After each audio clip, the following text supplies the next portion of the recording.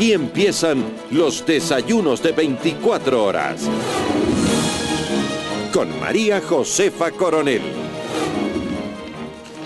¿Sabía usted que 7 de cada 10 niños en el país reportan haber sido víctimas de abuso físico, sexual o negligencia? Y es nuestra compañera Joana Ramos que nos acompaña para darnos más detalles de estas vergonzosas cifras. Realmente preocupantes. Buenos días, María Josefa, televidentes. Según datos del Observatorio de los Derechos de la Niñez y Adolescencia, el maltrato intrafamiliar es una problemática que aún está latente en nuestra sociedad. Les preparamos un reportaje.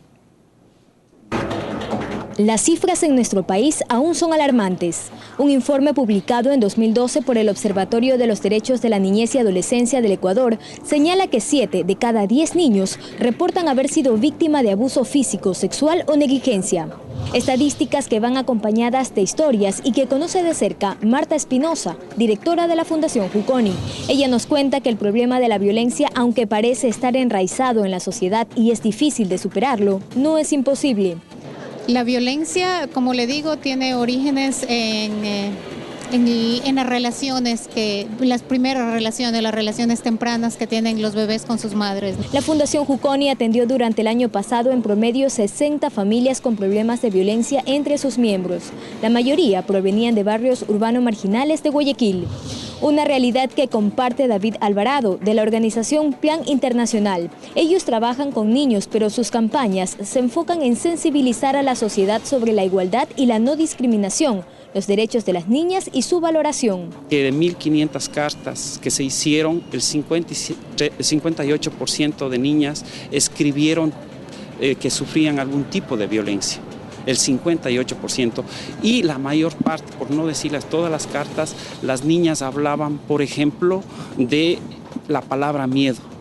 Cifras del Departamento de Violencia Intrafamiliar de la Policía Nacional muestran que de enero a diciembre del 2013 en Guayaquil, Durán y San Borondón se atendieron 11.811 casos. Las estadísticas muestran además que de los 3 tipos de violencia que existen, las más frecuentes son las psicológicas, con 6.342 denuncias, seguidas por las físicas con 5.365 y las sexuales con 104 casos. Aunque aún del total de las acusaciones, la mayoría de las perjudicadas son mujeres con 10.177 casos, los hombres también reciben malos tratos, sumando 1.634 lesionados. De ahí que el trabajo para erradicar la violencia al interior de la familia involucra justamente a toda la familia. La violencia no es un tema de género, yo diría, ¿no? O sea, la violencia no es solamente algo que incumbe a los hombres, a las mujeres o a los niños. La violencia incumbe a quienes forman la familia. Entonces ahí donde tenemos que incidir para deconstruir estos patrones culturales, para de esa manera incidir a que haya menos discriminación y consecuentemente menos violencia de género. El Fondo de las Naciones Unidas para la Infancia señala que América Latina y el Caribe poseen los mayores índices de violencia en el mundo. Cerca de 40 millones de mujeres y niños son afectados. Joana Ramos, 24 horas.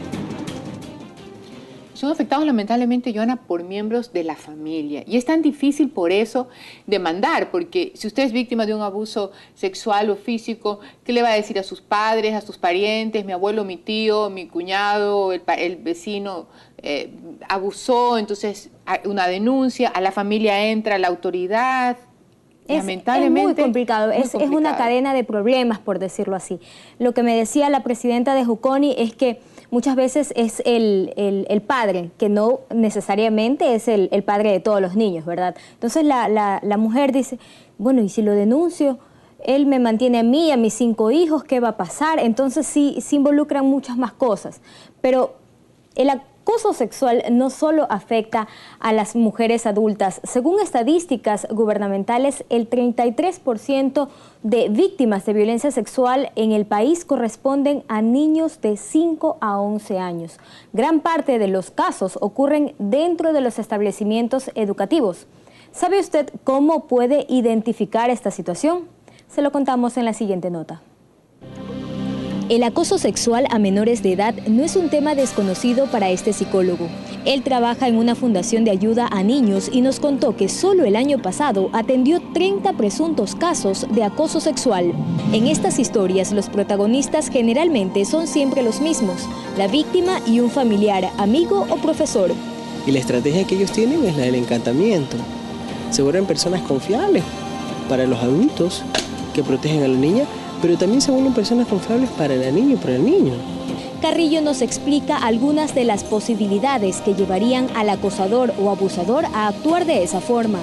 La imposibilidad muchas veces de hombres y de mujeres de tener relaciones con personas adultas, otras que ya están relacionadas con la patología, otras que pueden estar relacionadas al hecho simplemente de sentir una atracción por un alien. El gobierno maneja cifras en las que señala que el 33% de víctimas de violencia sexual corresponde a niños de 5 a 11 años. Esta forma de violencia no afecta únicamente a las mujeres, sino también a los hombres en el 15% de los casos. Pero el acoso puede ser frenado a tiempo. Todo depende de qué tan atento esté uno para reconocer las señales. Alguien que quiera quedarse solo con el niño, alguien que está entregando regalos o cosas materiales a la familia y que no es un miembro directo de la familia, que está como muy interesado en pasar tiempo, en llevarlo a pasear y que el niño muestre algunas pautas como no querer estar con esta persona. Y cuando el acoso ya es un hecho, también existen pautas para saber identificarlo, como por ejemplo depresión, tristeza y falta de comunicación de la víctima. Cuando un niño dice que está siendo víctima de abuso sexual, hay que creerle porque es cierto. De su parte, el Ministerio de Educación lanzó una campaña denominada Nadie, Nunca Más, Educación sin Violencia Sexual.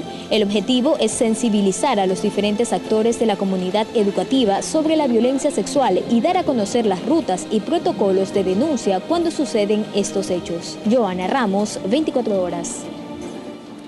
Para hablar más del tema nos acompaña César Merino, sexólogo. Buenos días, César, y gracias por estar con nosotros. El trabajo que nos ha traído nuestra compañera Joana nos recuerda una vergonzosa realidad. Y digo vergonzosa porque se me ocurre que este tema de abusos sexuales a los niños de 5 a 11 años, niñas tan chiquitas, pudiera ir de la mano con la idiosincrasia, la cultura de querer justificar todo tipo de violencia por parte de los varones, miembros de una familia. Varones y mujer, muchas gracias, mujer, por la invitación. El tema es interesantísimo porque ese es el rol de todo sexólogo, educador sexual, ¿no? Tratar de explicar el porqué, la necesidad de tener una educación sexual.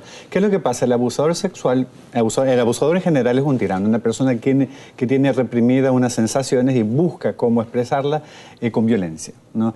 Siempre, obviamente, va a tratar de buscar las personas más débiles, más vulnerables. En este caso, lo más sencillo, lo más fácil son los niños. ¿Qué es lo que pasa con un abusador sexual? Es una persona que puede ser que haya tenido una educación sexual recontra que reprimida, donde los padres enseñan a sus hijos que el sexo es pecado, que es malo, que no puedes hablar del sexo en la casa. U otros, la gran mayoría de un abusador sexual repite la experiencia, que ha sido abusado sexualmente. La víctima se convierte en agresor. Claro, y eso es de generación, a veces muchas veces de generación en generación, y definitivamente es una cuestión netamente cultural, ¿no? Netamente cultural. Entonces, cuando nosotros hablamos de abusador sexual, estamos hablando de una falla enorme de lo que es la educación sexual. Entonces, tenemos que comprender que a los niños hay que hablarle del sexo. No vamos a hablar de posiciones, ni nada, ni de placer. O sea, no provocar la conversación para transformarlo en un tema morboso, claro, sino hablarlo como algo natural, ¿no? Y comenzamos la forma más sencilla de hablar de los genitales. El pene es pene y la vagina es vagina, ¿no? Que le pones que el piolín, que el pajarito, no. Porque un niño de 2, 3 años, una persona va a decir, ojo, y el abusador sexual por lo regular está alrededor de la víctima. Lo ve, es como cualquier delincuencia. Cazador, claro. Estás viendo a quién vas a caerle, la persona más indefensa. Entonces, por lo regular, están metidos dentro de la familia. Como tú bien dijiste, puede ser un tío, tía, abuelos, abuelas.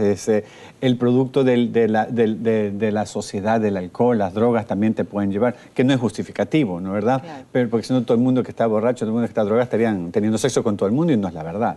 Entonces, siempre va a haber un trastorno psicológico social que se va a expresar en las personas más débiles, en los niños, niñas, ¿no? Puede ser un abusador hombre o mujer. Y también tenemos que hablar al respecto del abuso sexual a las personas de tercera edad, que casi nadie habla al respecto en los asilos, las personas que son indefensas, parapléjicos. Entonces ellos también son propensos al abuso sexual y que, como vimos en las estadísticas, que 104 no es mentira, sino es la verdad, pero es mínimo. La gente no sale a expresar el que ha sido abusado sexualmente. Con nuestra compañera Joana también veíamos una realidad muy triste y es la actitud y la postura de la madre de familia o de la familiar que debería estar cuidando más a la víctima. Y claro, dice, si lo denuncio, si lo demando, él es el proveedor económico. Entonces comienza a hacerse un análisis financiero, económico, de imagen, de qué va a decir la gente. ¿Sucede eso así? Claro, sucede no solo en la parte del abuso sexual, sucede en la parte estructural de las familias. Aquí muchas veces las mujeres son madres solteras y resulta que tienen hijos con una persona, una pareja, y después encuentran otra pareja y piensan que esta otra persona va a ser el proveedor del primer niño y el segundo niño. Y así se van llenando de crías y de proveedores, pues, ¿no? ¿Verdad? Y entonces estamos hablando de que ellos tienen miedo a la reacción. Pero básicamente cualquier persona puede estar predispuesta a un abuso sexual. Lo importante es que los niños, los padres entiendan que hay que hablar con ellos al respecto del sexo, que explicarles los genitales, para qué son las funciones anatómicas y fisiológicas, para qué son los genitales, y sobre todo la confianza. Porque puede ser que tu hijo no conversas tú mucho con tu hijo y de pronto te dice que tu esposo, que no es el padre biológico, le está violando, tocando, y tú no vas a creer, ¿no? Porque claro, va a ser difícil entender. Y esa es justamente de las reacciones que más sorprendió a Joana, que tiene algunas inquietudes, César. Ah, encantado. Sí, doctor, usted dice que hay que hablarles a los niños, en el caso de los niños desde temprana edad. ¿Cuál sería la edad adecuada? Muchos padres dicen, no, está muy chiquito, todavía no, y ponen estos ejemplos de animalitos, de flores, para hablar justamente de los genitales. ¿Cuál sería la edad adecuada? Bueno, desde que los niños comienzan a controlar los esfínteres, así que ya saben ir al baño solitos para defecar, amiccionar, entonces ellos ya están entendiendo sus genitales. ¿Para qué? Sí, ya saben la función específica. Pues no les explicas muy bien qué otras funciones van a tener. Obviamente a un niño de 2, 3 años no le vas a hablar de fecundidad porque no va a entender, claro, ¿no? Pero sí explicarle que los órganos son de él, hacia manera cuando tú le explicas el aseo, porque todo padre tenemos que explicar el aseo a los hijos para evitar una infección, tú una vez les vas explicando cuáles son las funciones y sobre todo que tienen que entender que solo las personas que están bajo supervisión de los papás pueden tener acceso a la limpieza, porque pueden ser que la niñera, el niñero, el chofer, el vecino, también que a veces hay personas que dicen, llévalo al baño el niñito, 2, 3 años, y una persona no hay confianza, ¿no? ¿Verdad? Entonces, los padres tienen que tener en cuenta que lastimosamente estamos metidos en una sociedad que no tenemos educación sexual. Por lo tanto, ¿qué es lo que va a pasar? Una persona no tiene educación sexual, tiene ganas de tener relaciones sexuales, un hombre o una mujer, en este caso hombre, pero la gran mayoría es hombre. Y tiene miedo a acercarse a una mujer o le han dicho que el masturbarse es pecado, es malo, es en contra de la ley. Entonces, él no encuentra otra función que mejor que un niño le toque los genitales. ¿Sí ves? Entonces, ¿por qué? Porque se reprime sexualmente. Entonces, lo importante es ampliar la educación en los adultos, en todo el mundo, que entienda que hay muchas opciones de relaciones sexuales, no necesariamente la copulación, puedes tener... la masturbación nosotros le llamamos el autosexo, entonces puedes ver maneras de liberar las sensaciones de tensiones sexuales que tú tienes versus que vayas y proyectes o dispares tu relación o tu deseo sexual con las personas más indefensas. Estos casos también ocurren dentro del sistema educativo. ¿Cómo explicarle a un niño, sabes que no es recomendado que te quedes solo con tu profesor? Porque muchas veces pasa, ¿no?, que les dicen, te voy a revisar el deber, pero quédate en el recreo, quédate después de clases. ¿Cómo explicarles a los niños sin tampoco asustarles, ¿no? Claro, de que creen paranoia? Eso es importante, no crear paranoia cuando una persona te dice que quiero estudiar contigo. No, lo que pasa es que en el momento que tú al niño le enseñas a que converse y hable con los padres, por eso que es importantísimo. Me acuerdo, me la cosa a mi hermana, mi sobrina Camila era chiquitita, y un día estamos hablando con mi mamá y del condón, y a los 4 años ella me dice, tío, ¿qué es el condón? Yo me quedé callado. Ponme 5 minutos de salud, yo te converso todo lo que tú quieras, 20 pero que mi sobrina me pregunte y me quede callado, un segundo me quedé callado, sabía que tenía que hablarle, no puedes quedarte callado. A los niños no puedes quedarte callado y tienes que darles la respuesta.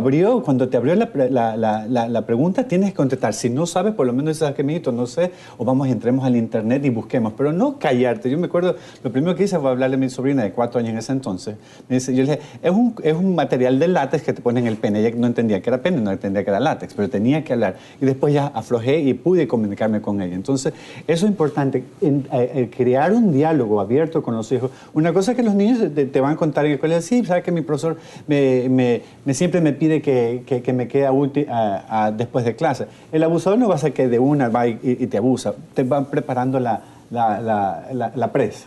Es una casa, entonces primero comienzan a ver el niño si que va a hablar, cuál es el método que pueden utilizar, porque acuérdate que el abusador siempre va a infringir el miedo, ¿no? porque es violencia. Va a infligir el miedo y eso ellos tienen que estudiar bien en su presa. Entonces, importantísimo tener un diálogo con los hijos al respecto. Cuando te pregunten algo del sexo, nunca cerrar la puerta. Si no lo sabes, sé muy sincero, mijito, no sé, pero busquemos el internet, o busquemos esto, o preguntémosle al profesor y ellos que vean que tú tienes interés en contestar la inquietud de él, porque si no, otra persona va a contestar la inquietud y lastimosamente no va a ser la más correcta. Pero qué preocupante es el tema de las personas con discapacidad o las personas que están aisladas en centros médicos, en centros de salud, donde no pueden hablar, donde no pueden expresarse y también son víctimas de abuso. ¿Qué se hace al respecto o cuál ha sido la respuesta que la sociedad civil y las autoridades han dado a este tema? Lastimosamente ninguna, porque como no se tiene denuncia, no se avanza. Entonces, lo importante no tanto ir a las partes vulnerables, yo creo que ir al fondo del asunto, que la gente comience a expresar sus deseos, su identificación sexual y no busquen en la persona vulnerable la forma del escape de ellos. Que sepan que la sexualidad es inmensa, que hay aperturas de identificaciones sexuales, diferentes maneras como expresarse sexualmente y controlar, porque todo el mundo tenemos ganas de tener relaciones sexuales, pero no estamos teniendo todo el tiempo. Siempre buscamos la manera, el lugar y la persona ideal y el momento ideal para tener una relación sexual. Entender nuestro cuerpo, respetar nuestro cuerpo y querer nuestro cuerpo para que otras personas nos quieren y nos respeten. Joana tiene su última inquietud, que ya se nos está acabando el tiempo. Sí, básicamente algo que nos dijeron era también que cuando un niño dice que está siendo acosado o está siendo abusado, ya cuando llega a ese punto, siempre hay que creerle. Ese es un tema como que no mienten. Hay que creerle, por eso tenemos puede haber niños mentirosos también, acuérdate, hay manipuladores, ¿no? Pero siempre tienes que darle la oportunidad de creerle. Aparte, hay personas niños que te expresan, otros que te expresan de forma muy fisiológicamente, en eso viene la urología, que se llama la enuresis. Un niño cuando comienza a orinarte en la noche y orina, y son 3, 4, 5 años, significa, y se sigue amaneciendo, orina en la cama, significa que hay un problema en él, hay que investigar qué es lo que está pasando. Entonces hay muchas maneras como el menor te va a expresar su miedo, te está pidiendo ayuda, ¿no? Como padre hay que estar atento siempre. Claro, tienes que estar atento a todas las señales que te dan, creer, entender y obviamente sí que no se puede tener una ciencia cierta qué es lo que está pasando, abrir el diálogo ya con esa persona, porque con ese niño que ya habló al respecto de un abuso sexual o cualquier cuestión, ya tocó el tema sexualidad, entonces abrir el tema y no cerrarlo nunca por nunca. Gracias, César, por estar con nosotros y hablar de este tema que realmente nos debe de incumbir a todos los padres. Gracias, Joana, por esa investigación. Y nos toca a la sociedad entera, de lo público y lo privado, asumir la sexualidad como parte del ser humano a la que se la recibe con gratitud, pero también con responsabilidad. Nos vamos a ir a un corte. Ya volvemos, quédese con nosotros. El Consejo Administrativo de la Legislatura dio su informe favorable al proyecto de ley reformatorio a la Ley de Discapacidades presentado por la asambleísta María Cristina Cronfle de Madera de Guerrero. El artículo propuesto considera persona con discapacidad a toda aquella que como consecuencia de una o más deficiencias física, mental, intelectual o sensorial ve restringida permanentemente su capacidad biológica, psicológica y asociativa para ejercer una actividad. Para hablar de este tema damos la bienvenida a María Cristina Cronfle, asambleísta de Madera de Guerrero. Buenos días y gracias, María Cristina, por estar aquí en los desayunos de 24 horas.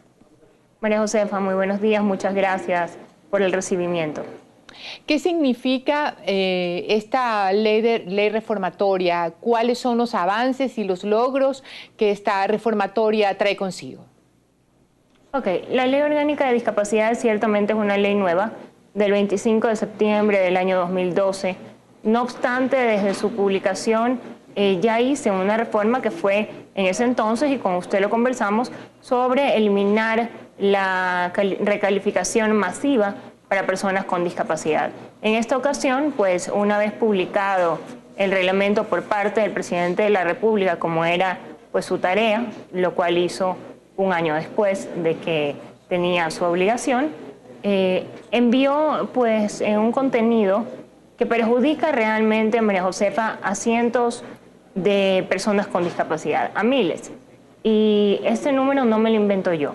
Estamos hablando de alrededor de 98.000 personas con discapacidad que estarían dentro del 30 al 40%, que quedarían sin derechos, puesto que el artículo primero del reglamento hecho por el presidente de la República, dice que ahora discapacidad es aquella a partir de una deficiencia que sea mayor al 40%, cuando históricamente era a partir del 30%, es decir, personas que toda su vida se han entendido como personas con discapacidad, resulta que porque ahora el reglamento del presidente de la República dice que no tienen discapacidad, pues su incluso identidad personal debe cambiar.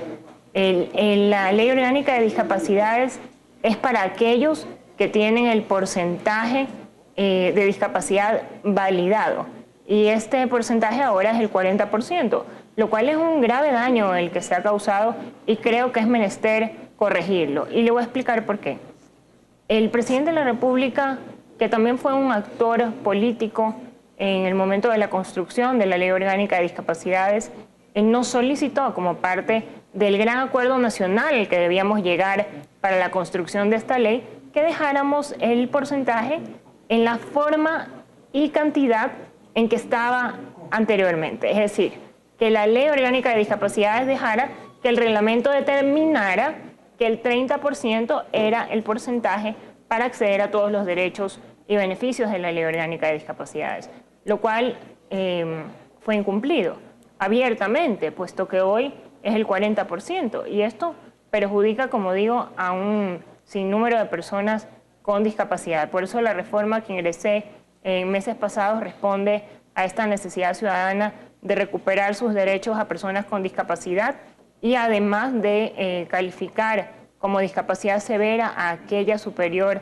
al 50%. Es decir, que el reglamento tuvo la intención de bajar el porcentaje que beneficiaba a muchísima gente, o que, como usted dice, la gente ya se asumía dentro de ese grupo de personas que tienen determinados privilegios y determinados derechos. Ahora, con esta reformatoria, las cosas van a otra vez a estar en un estado pues que beneficie especialmente a este grupo vulnerable de personas, ¿o no? En realidad, históricamente hemos tenido como porcentaje para acceso a derechos, la Ley Orgánica de Discapacidades y todo aquello desprendido de la discapacidad, el 30%. Ahora, el reglamento determinó en su artículo primero que es a partir del 40%. Es decir, hay una posibilidad de cambiar este porcentaje. El 30 y el 40. Hay que cambiar este porcentaje.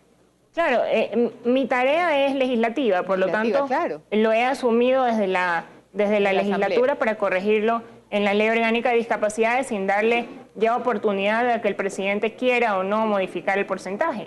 Yo creo que los asambleístas que construimos la Ley Orgánica de Discapacidades, primero fuimos parte del conocimiento de este acuerdo al que habíamos llegado con él, y también conocen pues de la ruptura de este acuerdo, y por lo cual nuestra tarea es corregir o limpiar pues el daño que haya hecho el reglamento, como otros múltiples daños que hay a partir de este reglamento, que realmente me preocupa quién lo haya hecho. ¿Qué otros daños o de qué otra manera se puede perjudicar a este grupo de personas con ese reglamento?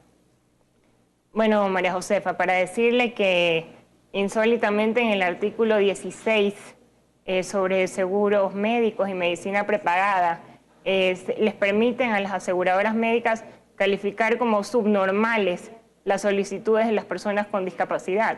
A mí me parece insensato que en una época como la nuestra, en un país tan contestatario, con ciudadanía tan rebelde respecto de las injusticias sociales que hemos vivido las personas con discapacidad, un presidente de la República se digna firmar un documento donde se permita que nos determinen como tal, ¿no? Un pedido que hacemos las personas con discapacidad. Esa palabra textualmente aparece en el reglamento, María Cristina, la palabra subnormal. Subnormal, así es, artículo 16, para cualquier ciudadano que lo quiera revisar, el término subnormal, categorizado pues para la solicitud de persona con discapacidad. La única pauta que tengo después de leer esto es que no hay un conocimiento claro de la realidad de las personas con discapacidad. Ha sido abordado así muy informalmente, sin reconocer la lucha histórica que hemos tenido y el intento pues irrompible pues de reivindicar nuestra dignidad como seres humanos participativos, útiles en la sociedad, pues y ahora resulta que nuestros pedidos son subnormales, ¿no? Espero que ahora no califique esta reforma que estoy planteando para regresarle sus derechos quitados, anulados inconstitucionalmente a los ciudadanos con discapacidad, tampoco me califique como subnormal. ¿Qué otro defecto u otro daño en el reglamento va a subsanarse en este proyecto legislativo? Bueno, la reforma consiste en estos dos puntos: regresar al 30% porque debemos volver al 30%. El artículo 11 de la Constitución, numeral 8, dice que los derechos se van a desarrollar progresivamente en la ley. Y resulta que este reglamento lo que ha hecho es eliminar derechos de varios ciudadanos, muchísimos ciudadanos, que durante toda su vida han tenido. A su vez, corregir pues que no haya el reglamento determinado, lo de la discapacidad severa, definirla como tal, ya aquella superior al 50%, y con esto pues darle acceso a una mayor cantidad de ciudadanos con discapacidad al artículo 48 de la Ley Orgánica de Discapacidades, que es el acceso pues a sustituir su derecho al trabajo, es decir, que sus parientes hasta cuarto grado de consanguinidad, segundo de afinidad, cónyuge o conviviente puedan hacer uso del derecho al trabajo de persona con discapacidad en representación de ellos. A su vez también pues activar desde la Comisión de Salud, donde reposa la reforma, la primera reforma que incluí, que es sobre la derogatoria de la recalificación masiva, porque el que nos hayan pedido recalificación masiva, María Josefa, es a bastante todos complicado, los ciudadanos bastante con discapacidad, no solamente complicado, es prejuicioso, porque quiere decir que todos hemos mentido al momento de solicitar nuestro carnet, y yo no puedo creer como un niño con síndrome de Down o a una persona con una paraplegia, cuadraplegia, se le pueda decir que en realidad no tiene su discapacidad o que ha mentido, ha cometido fraude.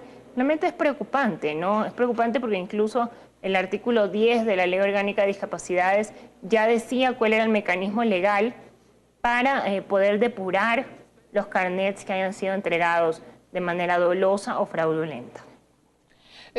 ¿Será que Lenín Moreno, una vez que se tomó distancia del manejo político del país, también dejó una ausencia de conocimientos, de buena voluntad, de criterios ajustados a la realidad con personas con discapacidad?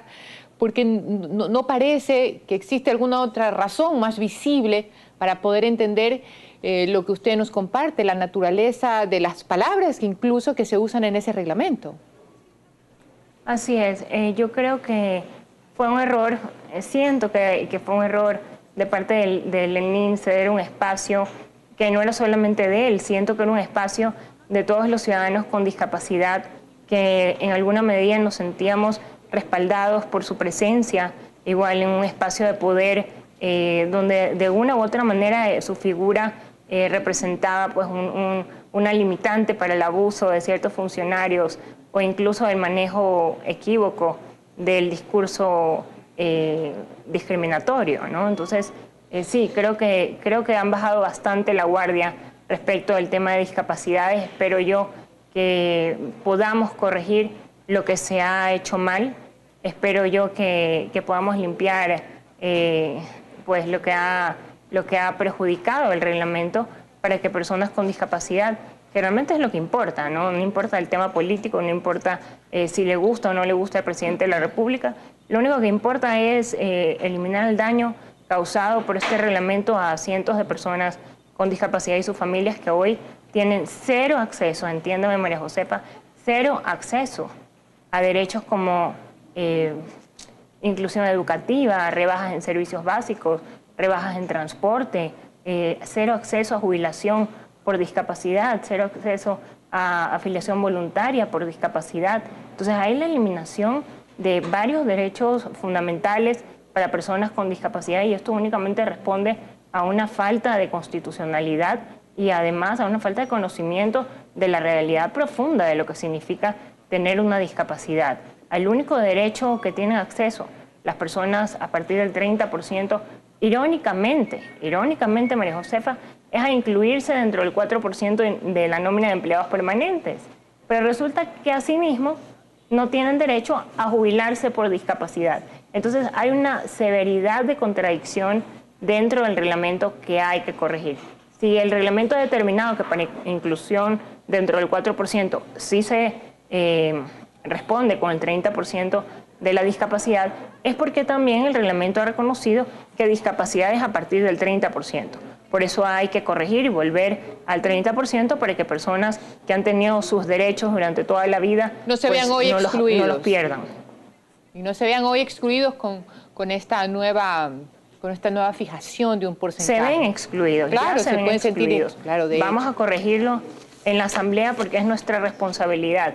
Como dije, espero, realmente no es de mi interés si al presidente le gusta o no le gusta esta propuesta, es a la ciudadanía a quien le interesa. Lo único que sí le pido es que no les ponga trabas a sus asambleístas para poder aprobar una reforma que es de utilidad social para miles de personas con discapacidad.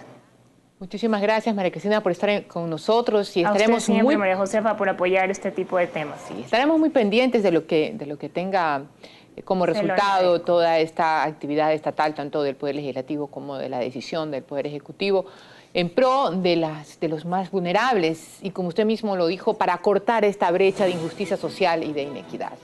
Gracias por estar con nosotros. Gracias. María Cristina Kronfle, asambleísta de Madera de Guerrero. Nos vamos a ir a un corte comercial. Quédese con nosotros, ya volvemos.